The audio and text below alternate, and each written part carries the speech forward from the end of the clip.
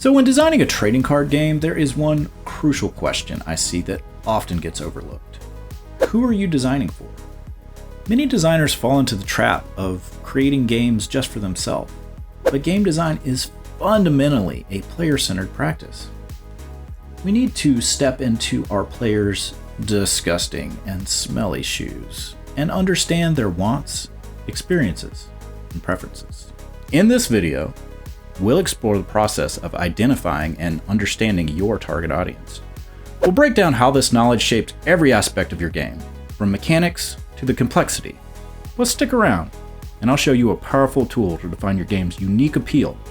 And remember, this video isn't just for entertainment. I want you to put this into practice. You're not going to binge all these videos like it's Game of Thrones. Get yourself a notebook or Notion or something. And when you have time, just clear an hour from your schedule and get to work. Let's do it.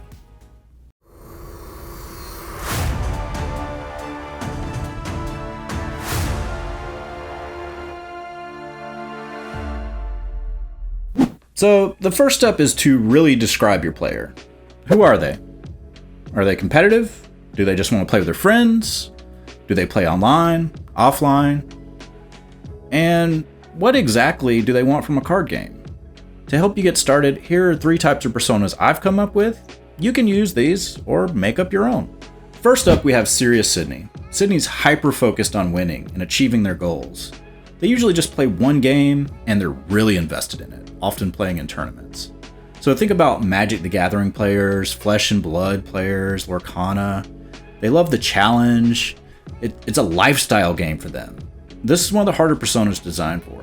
You will need an incredibly solid game and tons of marketing if you're really doing it right. Think about all the time that went into disrupting Magic with Flesh and Blood.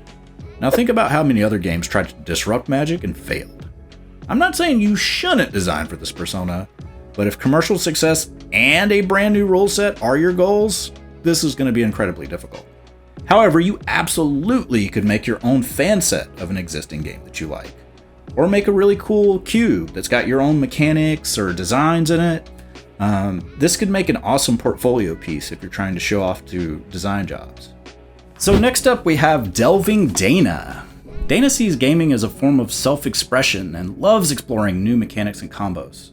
They have a large collection of games, and they're always looking for something new and novel. Dana's favorite games might be something like Arkham Horror, the card game, or whatever the flavor of the month is, and even things like 1,000 blank white cards that are extremely creative. Dana plays for discovery and narrative, personal expression. These are the things that Dana really cares about.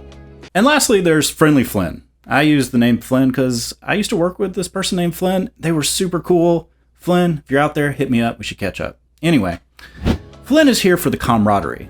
The game for them is a social experience. If their friends switched hobbies, Flynn probably would too. Flynn loves big effects and short, fun games, and they're usually more of an entry-level player. Flynn plays games like Magic the Gathering Commander, Munchkin, and Unstable Unicorns. Not sponsored, by the way. Flynn is all about the fellowship and the fantasy of the game. So each of these players has different motivations, and trying to cater to all of them is going to make your game really unfocused. So it's important to decide who your game is really for. Jot down your notes on your target player persona right now. These will be essential for when you're fine-tuning your mechanics. We know who we are making our game for. But now I want to show you that thing that I was promising you earlier. The thing that's really going to make your game stand out. This is called box back design. Let's imagine your game is done and someone picks up the box. What does it say?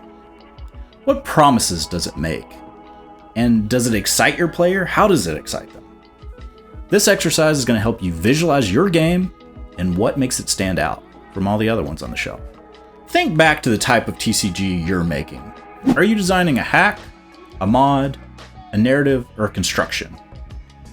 These are my descriptors for how close your game design should be to the rules your players may already know. So for more on that, check out my video on goals and design patterns.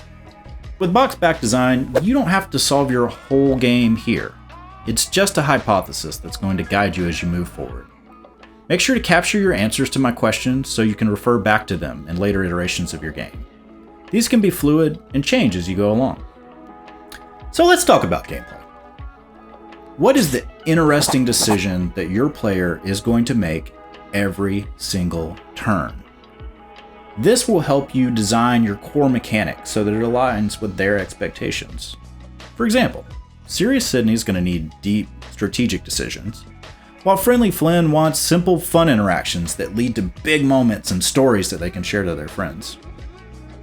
So now let's think about how your players win. What's the win condition of your game? This is critical because it influences how players approach the game.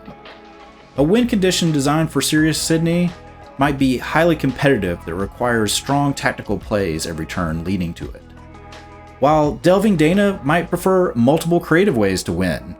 For example, in Magic the Gathering, there are cards that have special win conditions on them, or Delving Dana might really like milling somebody out. So let's move on to factions and card types.